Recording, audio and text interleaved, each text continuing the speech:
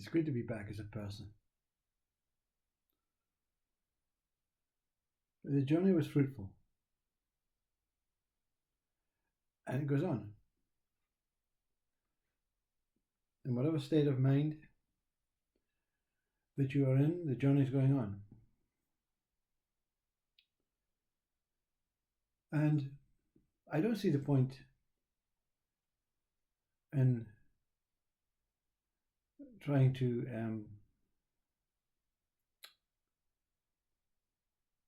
stay in line with the truth that was revealed. Because like the truth, like every other state of mind, is changing. It's passing. So I felt the urge to stop talking about consciousness, God, the moment, mirror. Because at some point we'll all get it. We're all getting it now. Just that we're too damned proud and vain and determined to get it with an ego.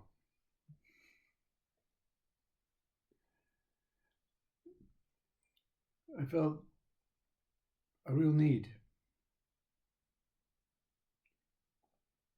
to look at what is happening in the present state. You see, the present state of myself, not as yourself. And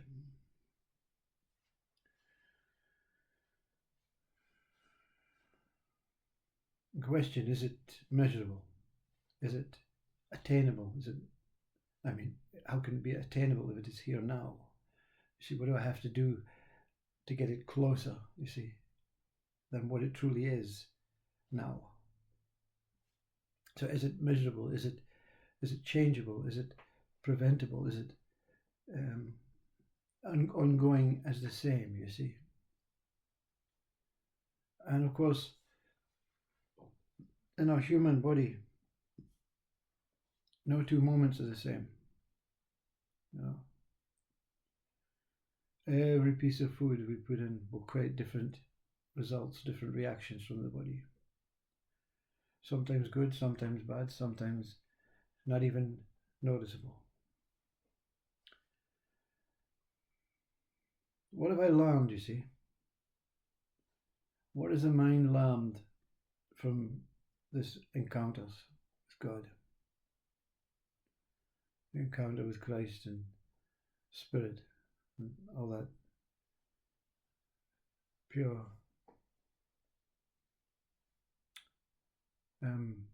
opportunity to look at yourself in its true state, you see. And like we say, it cannot maintain that true state. Even Buddha, Jesus could not maintain the true state in how the mind perceives it to be, perceives truth to be. And boy, we need the mind. And so we have to accept the mind in its imbalanced ways and how it contradicts itself and how it changes truth. But one thing is that life is the purpose, you see. Life does not need to have an additional purpose. It's okay, if you feel you are a life and the purpose of being here is not just the only purpose that the mind that you adopt wants to follow. I want to follow my life based on time and how much I can fulfill within this time. I want to follow the monkhood and sacrifice my life and watch the following, that I don't go off the path of non-sacrificial. That's a purpose, you see. That's a secondary purpose. But life is the purpose, you see. Living it to the full, I don't know what that means. Life is already full. But sometimes it becomes empty, pointless, meaningless. So it changes from full something life into full empty life, nothing life. And we have a mind that says we prefer one or the other. It's best to be that way. And that's you walking along your path, negotiating with yourself, speaking to your inner self, your guru, your Christ, your Krishna, your Brahman, your God's self.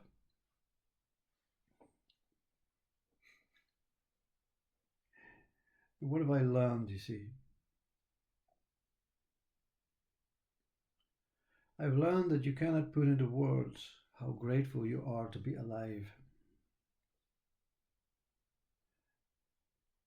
Even the trying to zone in on that true accurate way of profoundly being grateful for being alive changes, fluctuates.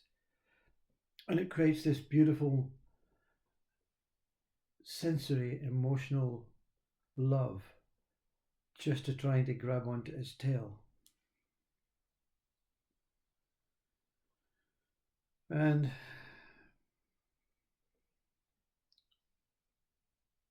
when you see that you don't have to grab onto his tail,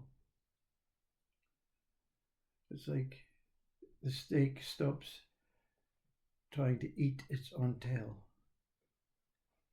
It doesn't make effort to live life in a secondary, fulfilling way. It just slithers along on the path, not interested in its tail. It knows its tail is behind it, you see. Doesn't have to look for it. So what I've learned for life is I don't have to look for God. I don't have to look for spirit. I don't have to look for soul. I don't have to look for meaning. I don't have to look for purpose. I don't have to look for specific relationships and specific ways of overcoming things. I don't have to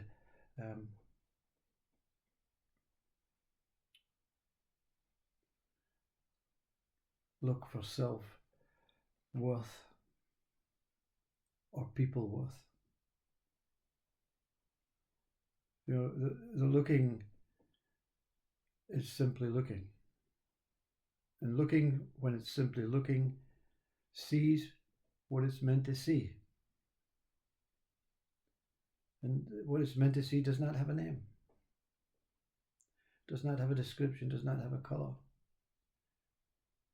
does not have a distance away, is not born from a particular family, religion, color, culture.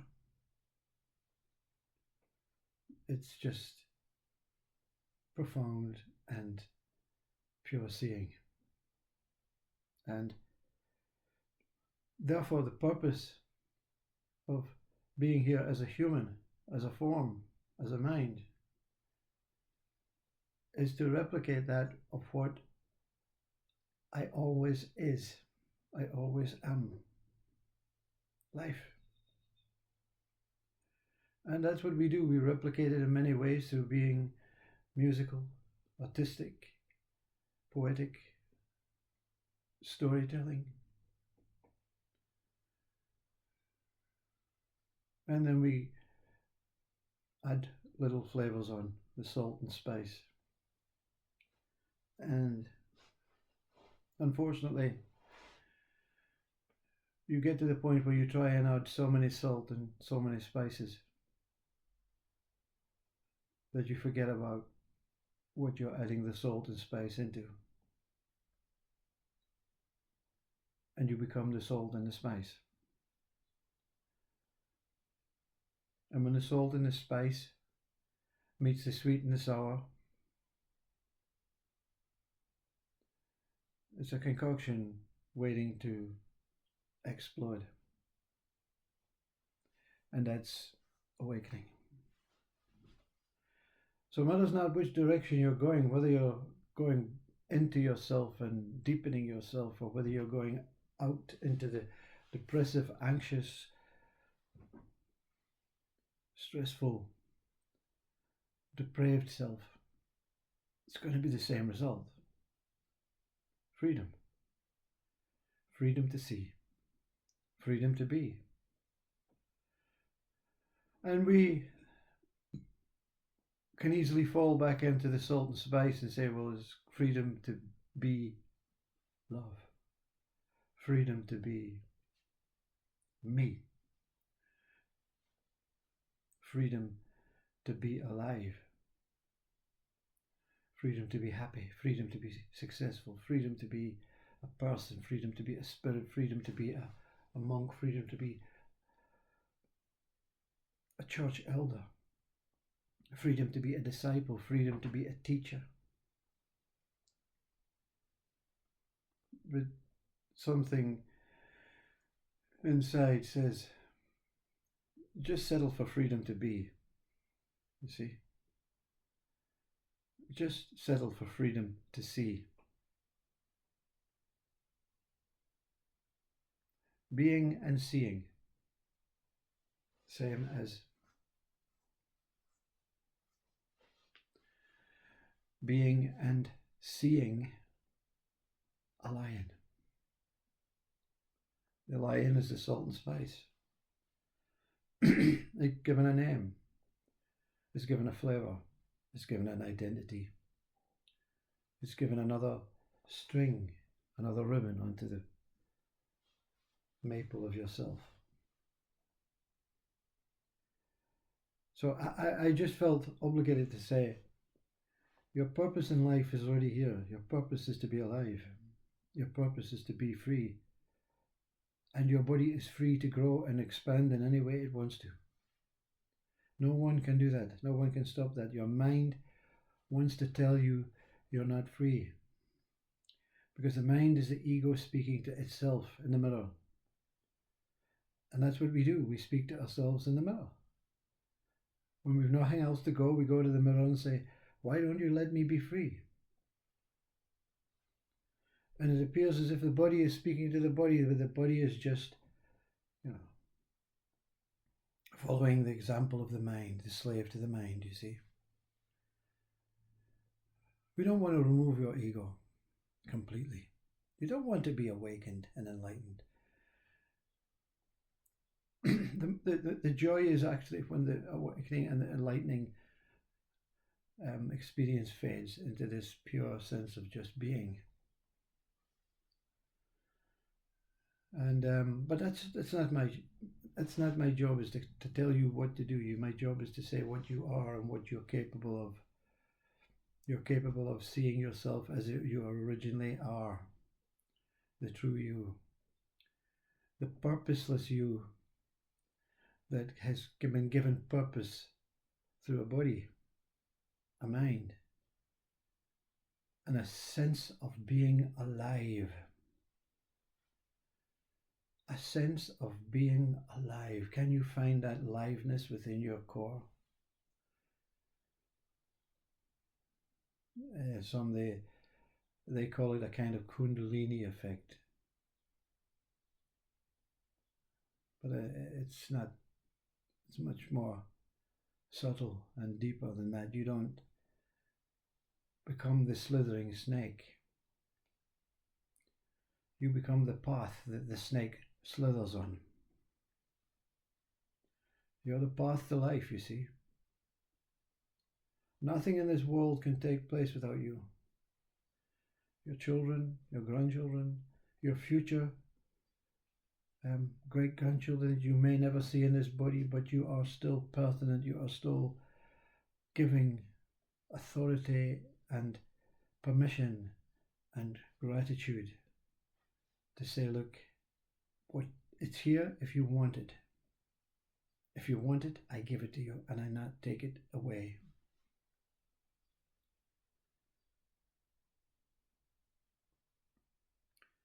Look at the people around you and see them for what they truly are. In the past, they've maybe had names, they're related to you or unrelated to you, maybe a friend or a neighbor. But you take away all the names and all the information that you know about them and look at them for what they truly are.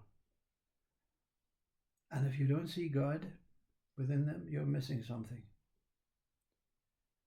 If you don't see God within anything, you're missing something. So when you look in the mirror, you don't say, I am God. You say, I am life. I am the life of God. I am the true living, truly here. And if I want to put salt and spice on my life, I can. If I need it, I can. On desperate days, yeah, put some salt and spice on. I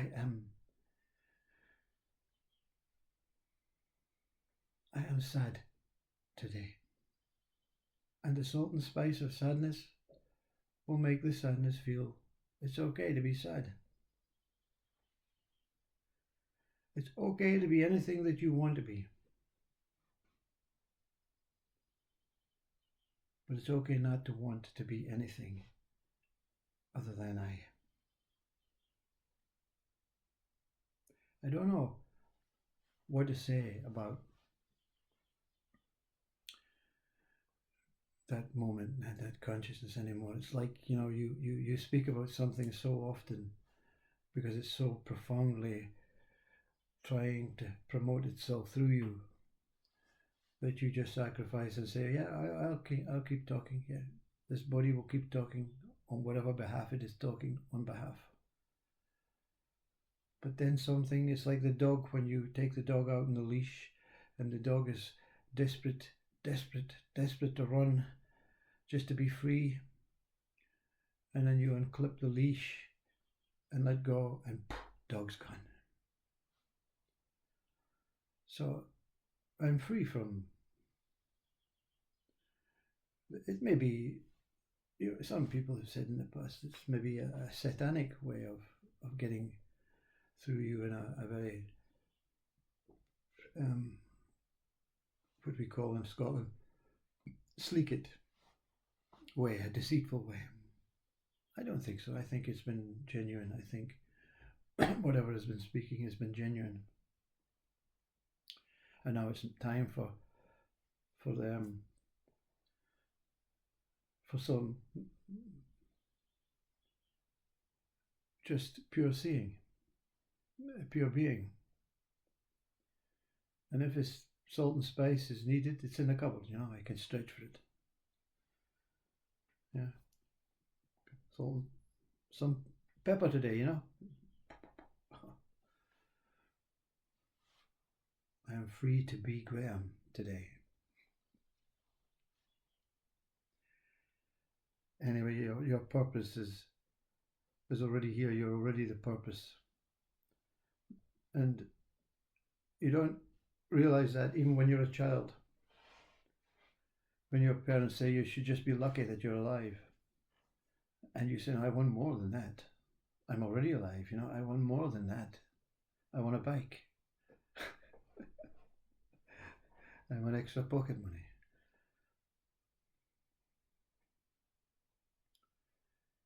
And that's what we are. We're kind of leeches, and we leech onto this most precious gift of being alive, and that's okay.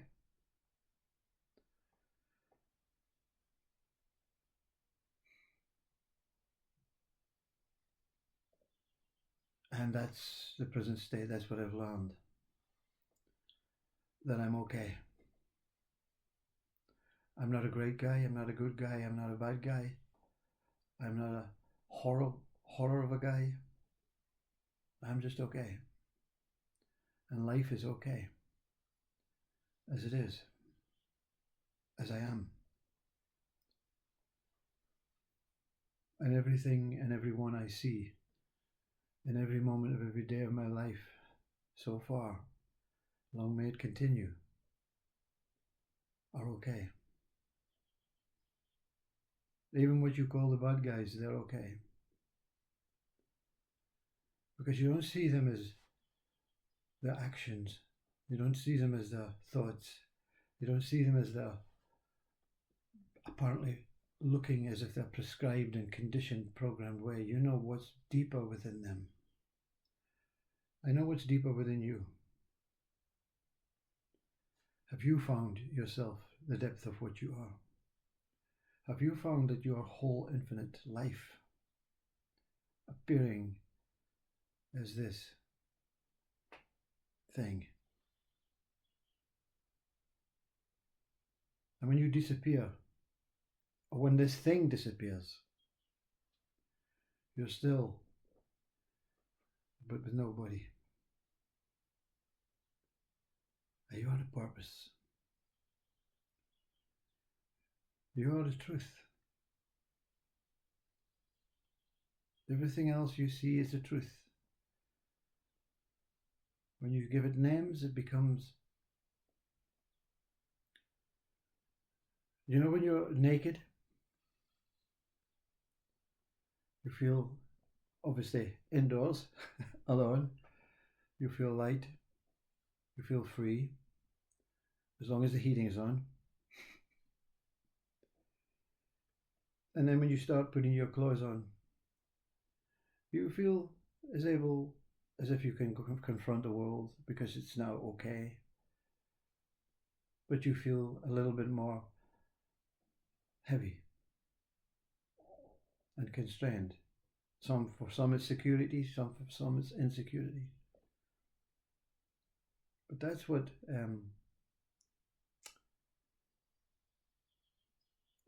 this life is like. The more you give things names, the more information, the more weight, the lesser you expand, the lesser you see the freedom, the lesser you understand what it is truly like to be infinite, expansive, and essentially alive. So how can you do it with your clothes on? You see, can you do it with the information in your head, in your body, the knowledge, the hard drive packed with all that stuff? If you can still be loving towards every single human being, and still the most intelligent and able and clothed human being in the world, you overcome what this this person overcame. See, enlightenment, awakening is to stop you falling into the trap of becoming something other than what you're not. It appears as if then you have a purpose. And then the voice says, no, the purpose was to stop you becoming that which you're never not. Because when you start thinking to become something that you're never not, you form purposes, methods, practices, and ways. And then it's very difficult for you to come into that true state of being again. So I'm fortunate for my awakening and my enlightenment, but it doesn't make you top of the tree, you see. It makes you just another saved victim from, I would say, a pretty cunning and septic and satanic mind. So I'm always grateful. And the more grateful you are for being alive, the more loving and liveness that's given to you. And the more accepting that life is a mystery, magical, and will never be uncovered in what the mind expects it to be uncovered as, gives you the freedom to just get on and be yourself. So, no more talks about stuff that is of no relevance in this human life, this human being life. You know, the truth dies with I.